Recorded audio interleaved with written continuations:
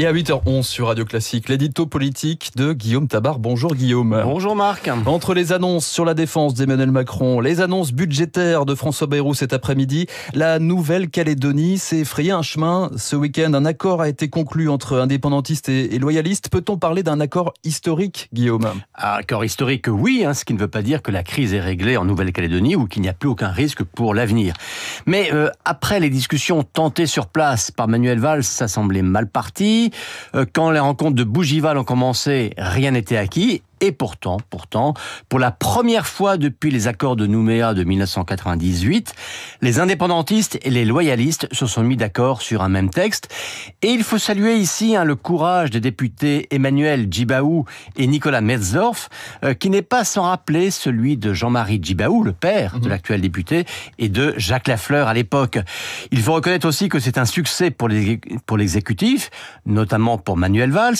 Alors, en parlant il y a quelques semaines de souveraineté avec la France, le ministre des Outre-mer avait été très loin, trop loin même en direction des indépendantistes. Il a su corriger le tir et finalement trouver une voie de passage. Alors venons-en au contenu de l'accord, Guillaume. Il y aura un État calédonien, mais dans la République française. Le texte ne dit-il pas deux choses contradictoires ?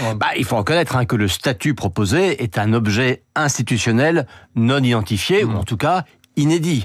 Mais vous savez, le propre d'un compromis est d'établir une position acceptable par des partis qui s'affrontaient. Donc oui, chacun a dû faire des concessions. Les indépendantistes ont dû accepter qu'il n'y ait pas de nouveau référendum sur la question de l'indépendance. Ils prennent donc acte que la Nouvelle-Calédonie reste dans la France. Ils acceptent aussi le dégel du corps électoral qu'avaient déclenché il y a un an les émeutes. Et de leur côté, les loyalistes reconnaissent la création d'un État calédonien, l'instauration d'une double nationalité, française et calédonienne, et enfin la possibilité de transfert de compétences dans des domaines régaliens. Il y a enfin et aussi un volet économique autour de la filière nickel, autour duquel tout le monde a intérêt à ce qu'il réussisse. Donc oui, l'accord va très loin et s'arrête juste avant l'indépendance, mais ce sont les loyalistes eux-mêmes qui ont mis ces pistes sur la table, conscients que l'alternative à un accord était un risque de guerre civile, comme on en avait eu un inquiétant avant-goût il y a un an. Alors c'est la question centrale maintenant, Guillaume. L'accord est signé. Est-on sûr qu'il sera mis en œuvre ? Maintenant, cela dépend de deux choses. La première, c'est qu'il faut une majorité politique forte en France pour l'approuver, puisque cela passera par une révision constitutionnelle. Bon, ce point-là est bien parti. Tout le bloc central, le PS et même les Républicains, très attachés au maintien de la Nouvelle-Calédonie dans la France, ont approuvé l'accord. LFI semble embarrassé. On voit bien qu'il cherche pour l'instant des raisons de s'y opposer, mais sans encore en trouver.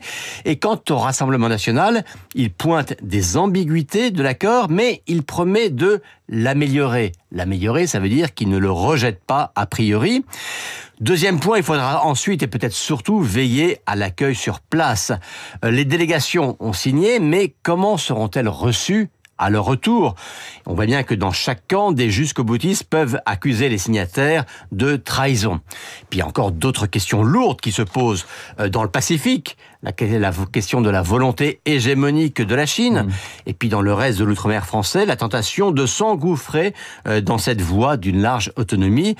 Donc, bien sûr, le succès est réel, mais la vigilance reste nécessaire. L'édito politique chaque matin sur Radio Classique avec Guillaume Tabar. Merci Guillaume. À demain.